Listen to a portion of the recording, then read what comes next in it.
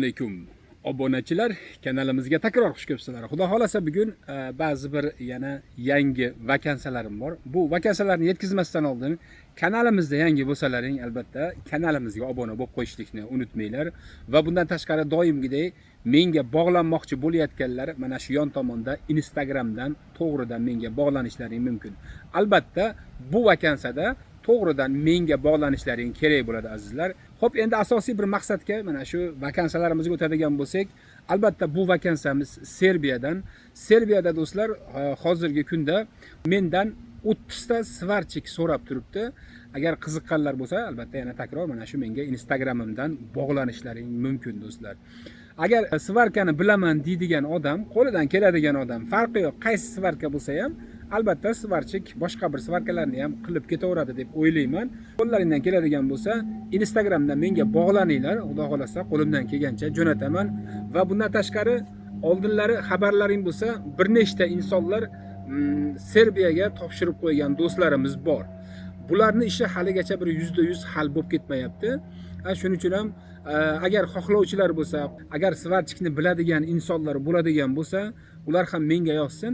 Albatta bularni ham takror mana shu svarchiklikka ham topshirib qo'yamiz inshaalloh.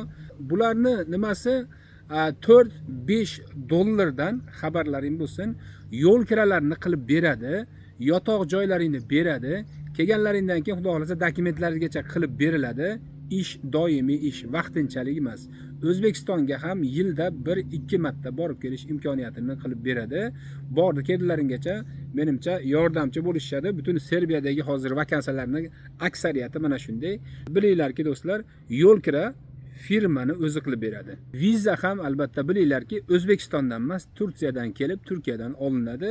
Ya'ni bundan ham xabarlaring bo'lsin.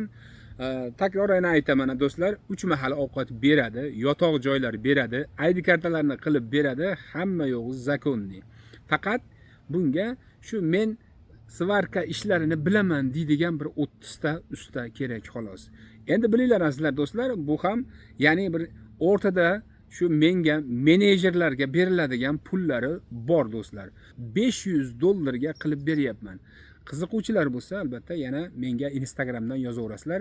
500 dollarga Serbiyaga kelib olasizlar va faqatgina 500 dollarni topshirsalaring bo'ldi.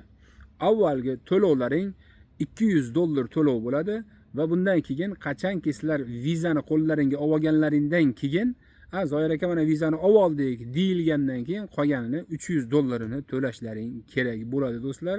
Ishchi so'ragan shu menejer bilan men mana shunday kelishdim. Menimcha yaxshi bir imkoniyat do'stlar, xabarlaring bo'lsin. Agarki bir ustaman deydigan do'stlarimiz bo'ladigan bo'lsa, albatta juda ham bir zo'r imkoniyat. Yo'l kiralargacha qilib beradi. Endi qanchada bo'ladi deb ba'zi bir insonlar so'rashligi mumkin mendan, Zoir aka bu qanchada bo'ladi deb. Yevropa davlatlariga to'g'risi bir kun aytib berib, ya'ni misol ustidan ichidan chiqa olmay qolyapmiz. Ya'ni buni shansiz taxminan 3 oy 4 oylarda o'zi bo'lib qolyapti o'zi aslida. Undan ham tez bo'lib qolayotgan kunlari ham bor, yo'q emas. Ba'zi insonlarniki juda ham bir tez bo'lib qolyapti. Ya'ni ertaroq chiqib qolyapti. Ba'zilarniki bor, sal cho'zilib ham ketyapti. Shuning uchun ham do'stlar, sizlarga men kun bera olmayman. Mana mashincha kunda kelasiz, mashincha kunda viza olasiz. Albatta, priglasheniyalarning chiqqandan keyin uje bularga tayyor degandan keyin o'zi avtomatik bular hamma yo'qdi ichida. Bilinglarki, Turkiyaga Serbiyani elchixonasiga navbatgacha qo'yib beradi. Qachonki sizning navbatingiz chiqqanda o'zlari xabar beradi. Palonchilar menga butun bularni ro'yxatini tashlab beradi. Shu ro'yxatdagi insonlarning hammasini albatta men xabarini beraman. Mana shunda borib Turkiyadan nimalarni olib keladi.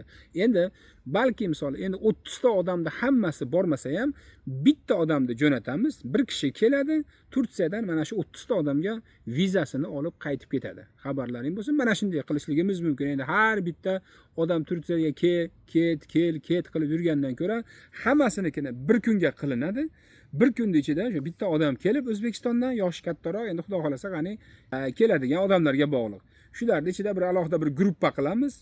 Bular misol ichida bir kishini tanlaymiz, bir kishi keladi xudo xolasa. Juda ham bir arzonga ham tushadi. Kelib ketishi arzonga tushadi. Balki buni ham bir firma to'lashligi mumkin. Firmani o'zi to'lab berishligi ham mumkin, yo'l kirasini olib berishligi mumkin. Bir kishi kelib, bir kunda 30 ta odamni vizasini olib ketadi va firmani o'zlari keyin undan keyin biletlarini oladi. Palon kunga bilet olib beriladi. Men albatta bularning hammasini xabarlarini sizlarga aytaman. Mana o kunga bilet oldimda sizlarga mana shu kunga tayyorgarlik ko'rib turinglar deb aytiladi. Ana undan keyin xudo xolasa Serbiyaga to'g'ridan uchib kelasizlar do'stlar. Mana shu bugungi vakansiyamiz. Qiziqqanlar bo'lsa yana takror aytaman.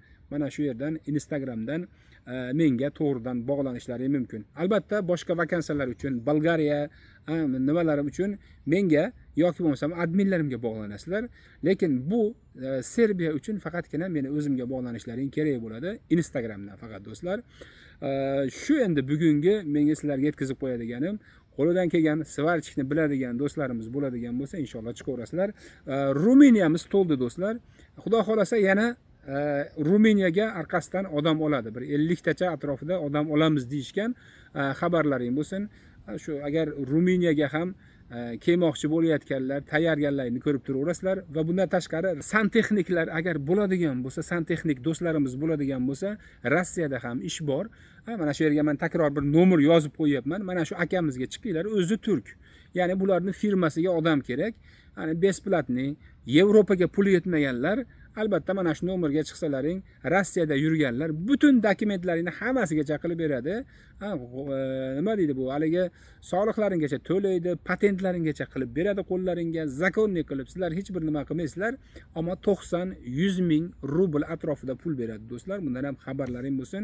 Albatta qiziquvchilar mana shu insonga ham chiqib yozishlaring mumkin do'stlar. Bugungi mendan yetkazib qo'yadigan vakansiya mana shu edi.